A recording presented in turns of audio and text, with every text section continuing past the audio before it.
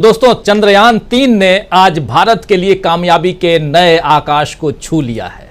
चांद के south pole यानी दक्षिणी ध्रुव पर पहली बार इंसान की पहुंच बनी है और यह कारनामा कर दिखाया है इसरो के वैज्ञानिकों ने। यह मौका पूरे देश के लिए गौरव का है, मगर बीजेपी यहां भी राजनीति करने से बाज नहीं आ रही है। बीजेपी इसे मोदी जी के 9 सालों की उपलब्धि का हासिल बता रही है, मानो इसरो का गठन 1969 में नहीं बल्कि 2014 में हुआ है। आप जानते ही हैं कि पंडित नेहरू के प्रधानमंत्री रहते हुए इसरो की स्थापना हुई थी और विक्रम साराभाई ने अंतरिक्ष विज्ञान और अनुसंधान के कई बड़े कार्यक्रम शुरू किए थे। नेहरू जी के बाद भी सभी प्रधानमंत्रियों के कार्यकाल में भारत का स्पेस मिशन चलता रहा, लेकिन कभी किसी ने कोई राजनीति इस तरह नहीं की। मोदी जी यहां भी राजनीति को मुमकिन कर रहे हैं। खैर, इधर चंद्रयान-3 ने कामयाबी के झंडे गाड़े तो उधर लद्दाख में राहुल गांधी अलग ही कारनामे को अंजाम दे रहे हैं। भारत जोड़ो यात्रा में 4000 किलोमीटर पैदल चलने वाले राहुल ने अब लद्दाख में 700 से ज्यादा किलोमीटर तक बाइक चला ली है। जी हां, आपको आश्चर्य हो रहा होगा, लद्दाख पहाड़ी एरिया, वहां 700 किलोमीटर। या लद्दाख या किसी भी पहाड़ी एरिया में आप अगर दिल्ली से आगे पहाड़ पे चढ़ेंगे, चाहे उत्तराखंड की तरफ या हिमाचल प्रदेश की तरफ, तो 70 किलोमीटर जाने में आपकी हालत खराब हो जाएगी। लेकिन यहां 700 किलोमीटर, वो भी लद्दाख की पहाड़ियों में, बिल्कुल टॉप पे, वो राहुल गांधी ये कारनामा दिखा दिए हैं, कर चुके हैं। राहुल ने 19 अगस्त को लेह से पेंगोंग लेक तक करीब 224 किलोमीटर बाइक चलाई। इसके बाद 21 अगस्त को 264 किलोमीटर बाइक चलाकर पेंगोंग लेक से खारदुंग ला पहुंचे और उसी दिन खारदुंग ला से 40 किलोमीटर दूर लेह गए। 22 अगस्त को उन्होंने लेह से लामायुरु तक 136 किलोमीटर की बाइक चलाई। देखिए कितनी अलग अलग जगहों पे कितना किलोमीटर नाप रहे हैं राहुल गांधी। लामायुरु 136 किलोमीटर लेह से है। कल रात को राहुल गांधी वहां पहुंचते हैं और आज के समय में कोई नेता ऐसा कमाल भी कर दिखाएगा, ये किसने सोचा था। और राहुल केवल सड़कें ही नहीं नाप रहे हैं, बल्कि वो लोगों के दिलों तक पहुंचने का रास्ता भी बना रहे हैं। लेह के मेन मार्केट में जिस तरह राहुल गांधी के लिए देखो देखो शेर आया के नारे लगे, जिस तरह राहुल ने फ्लाइंग किस देकर लोगों तक अपना प्यार पहुंचाया और बदले में उनसे ढेर सारा प्यार राहुल गांधी को मिला, ये सारी बातें बीजेपी की समझ में नहीं आएंगी, जिसके नेता दिन रात केवल राहुल को कोसते रहते हैं। लेकिन आइए जरा देख लेते हैं कुछ तस्वीरें। ये सब आप देख चुके हैं, लेकिन रिकॉल करना जरूरी है कुछ तस्वीरें, कुछ विजुअल्स लेह के मार्केट की।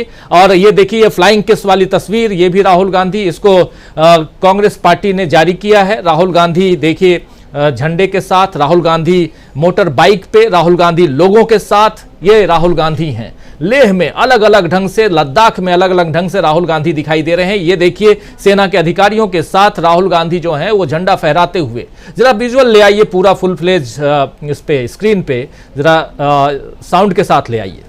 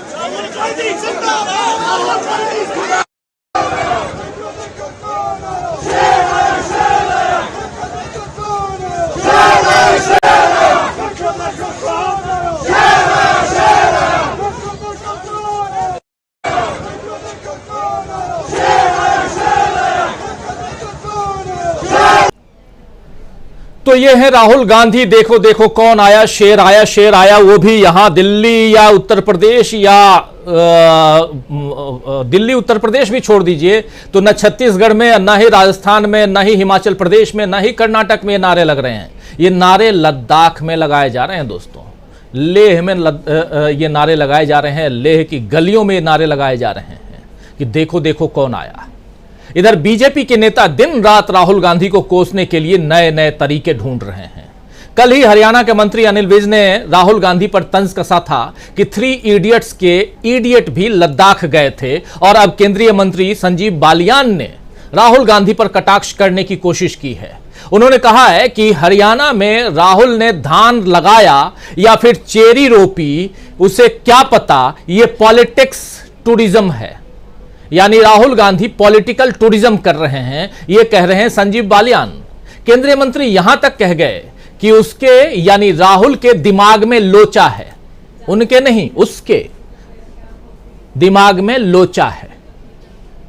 केंद्रीय मंत्री हैं, बड़े आदमी हैं, बीजेपी दुनिया की सबसे बड़ी पार्टी, वो किसी को तू तड़ाक कह ही सकती है।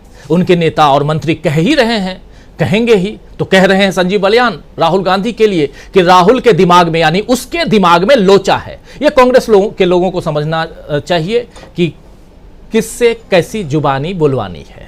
बीजेपी नेताओं की ऐसी बदजुबानी और राहुल गांधी पर तंज से समझ में आता है कि उन्हें राहुल की मोहब्बत की दुकान का जवाब देते बन नहीं रहा है।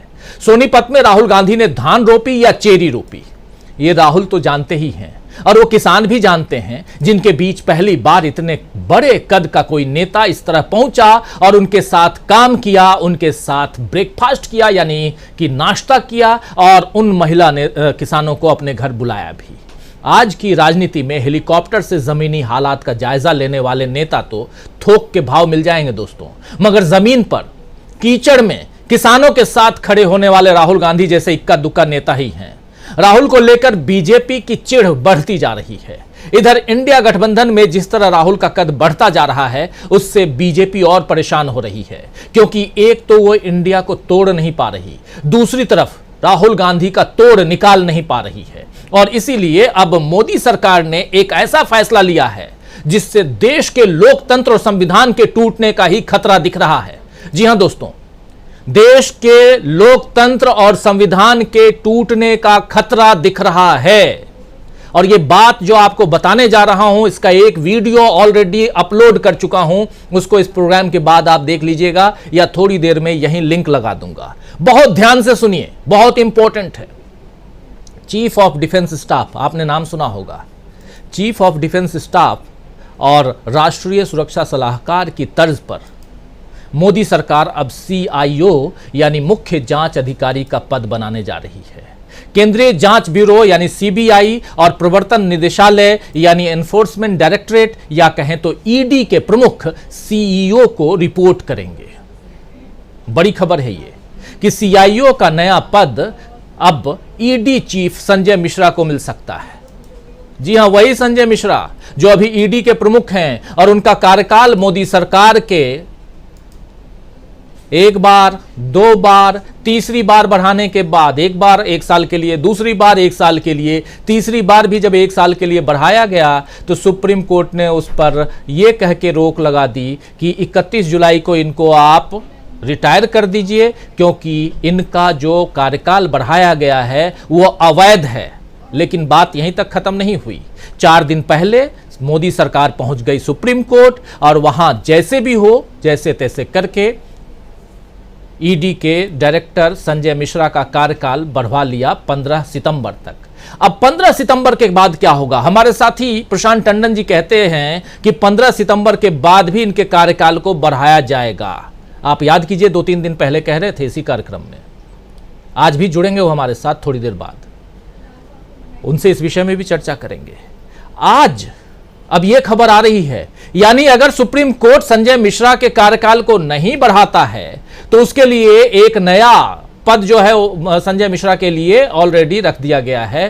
तो संजय मिश्रा का जो नया पद होगा, हो सकता है, ये इस अखबार की रिपोर्ट जो है उस अखबार की रिपोर्ट के आधार पे हम कह रहे हैं। और ये जो है अखबार, ये न्यू इंडियन एक्सप्रेस है और इसके रिपोर्टर हैं शाहिद फरीदी साहब। इन्होंने ये आर्टिकल लिखा है, ये खबर लिखी है, और इस हिसाब से कि अब जो है CBI और ED के लिए इनके ऊपर एक तीसरा CIO होगा जो CBI और ED दोनों को गवर्न करेगा।